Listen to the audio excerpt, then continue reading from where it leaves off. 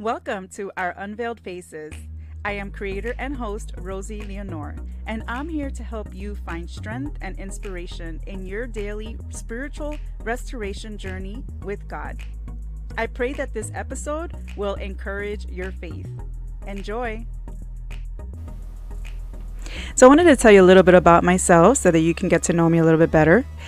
So basically, I'm technically a Jersey girl, believe it or not. I don't think I have the accent of a Jersey girl anymore. I've been living in Miami for most of my life. I moved here when I was 14 years old, not of my own will, but of my parents. Of course, that's another story, but my parents are wonderful. They are from Peru and from Puerto Rico, so I am of Hispanic descent. I don't know if you were able to tell where I was from just by looking at my face and on my videos, if you have watched some of my YouTube videos. But yes, that is where my background is from. I am a sibling out of 4, so I am the oldest, and I have 2 sisters and a brother. So it was a big family. My upbringing in New Jersey, I have some fond memories. I love so much. I mean, I went to public school for the first 6 grades, and then I went to private school, Catholic private school, for middle school, 7th and 8th. Over there, middle school is 7th and 8th. And then for most of 9th grade, I also went to a Catholic school, and that particular school was an all-girls school. Then when I came here to Miami, I went to a public school. So I basically have been in a public school most of my life and part of my life in a private school. It's kind of cool to be able to experience those 2 worlds, which I really appreciated a lot. So when I moved to Miami, it wasn't easy. I had to leave my friends behind. That was a really difficult time in my life. And of course, I was just starting high school. High school at first was tough, just getting acclimated to a new city. But eventually I got used to it and I made some new friends, some of which they still hold a really dear place in my heart, and a couple of them in which I still keep in touch with to this day. So after high school, I went straight to college. I went to Florida International University. I love that college. I love that university. It has a really dear place in my heart. One of the main reasons it has a dear place in my heart is because that is where I was able to meet a group of people that were just so impactful to my life. And this group of people came from the church that I am currently in. This was a campus ministry group. And so I joined their campus ministry. I studied the Bible. I was baptized into Christ at 18 years old.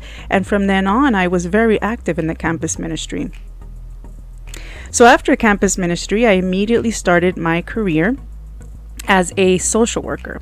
That is what I studied. My minor was in psychology and my major was in social work. So I worked in social work for 7 years, different, jobs, different agencies. It was quite an experience, actually. I would say it was a very valuable experience for me.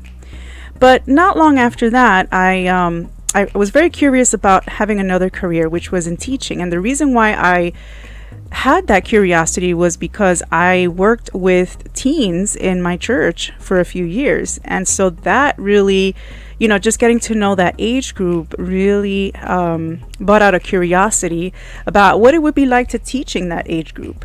And the age group I was working with was middle schoolers. So that's why I said, let me start in middle school. And, it's funny because I am a middle school teacher, and a lot of people I come across, and, when I say I'm a teacher, and especially when I say middle school, they're like, you're brave. Oh my goodness, how do you do it? And I love it. To this day, I love that age group. Ask me why?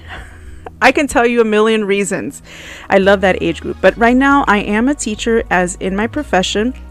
I actually ended up getting my certification, and then I did my master's as I was teaching, and so I am an M.Ed. So I did a study curriculum and instruction, and it was a really good experience to be able to understand more deeply about curriculum and how to create it, and just kind of getting better trained right in that field. And so I am a teacher, like I said, as profession.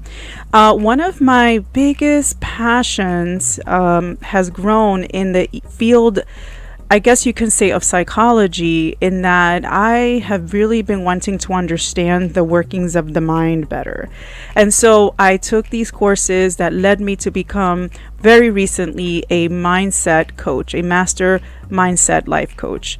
And I am very excited about that because I've been able to learn so much about how the mind it really impacts our behavior and the things we do and decide. So that's kind of where I am right now. But going back a little bit, so after college, I of course I had my career. I got married. I was married for, and you heard that in my restoration story. If you heard it, I was married for about 7 years.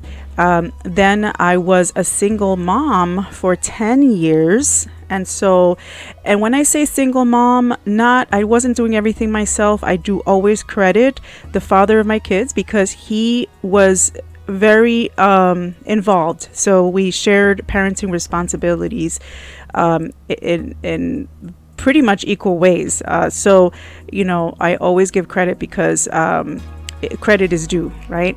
And so, but I was a single mom for 10 years, and so that journey was interesting because in that's where kind of like I left God, but then I also came back to God, and then I was able to experience life as a single mom and as a Christian single mom, being able to work to be active in the ministry, in the singles ministry, while also being a parent. And that was in itself was a great experience for me. But that's kind of a little bit about me. I now have 2 boys and a little girl. At the time of this recording, they are 18, 14, just turned 14. So the 2 boys, and then my little girl is 2.5. And so it is quite interesting to be a mother of a young adult, a teenager, and a toddler. Let's just put it that way. And so I have to say, my life has been quite a whirlwind and different points, right? I experienced life, living as a single, both before I was married the first time as a young single and after as a single parent. And for me, that's very valuable. It's very valuable. And then I met my husband when, I think I was 30, I want to say 35. Yes, 35. So about a year and a half, I think, into my being restored. But of course, we were just literally distant friends. And so we were friends for like years, like we just not even close friends. It was just from a distance. So little did we both know that one day we would be married. And that is, it's another story, my love story. That is another beautiful story. But that is a little bit about myself. Currently, my husband and I are very involved in our church ministry. We lead a group of married women and men who mostly have been married for 5 years or less. And it has been such an amazing experience so far. We were able to lead a group of singles in our church before we had our little girl. And so that was also a fun experience. My husband himself has much more experience leading in singles ministry when he was back in his home church in Massachusetts. And so right now I am, just trying to share my faith and my walk with women, and of course men who hear me as well are welcome to, but mainly for women who are in their journeys of trying to restore their relationships with God, or maybe have a restored relationship with God, but look to restore it daily. I find that it is so important to walk with a repentant life. Walk with a repentant life. That means that daily we are seeking to renew our walk with God, because daily we have our distractions, we have our challenges, and some days more than others, and some seasons of our lives are more difficult than others, and that's just because we are on this earth, right? So that is a little bit about me. I hope that helps connect you a little bit better.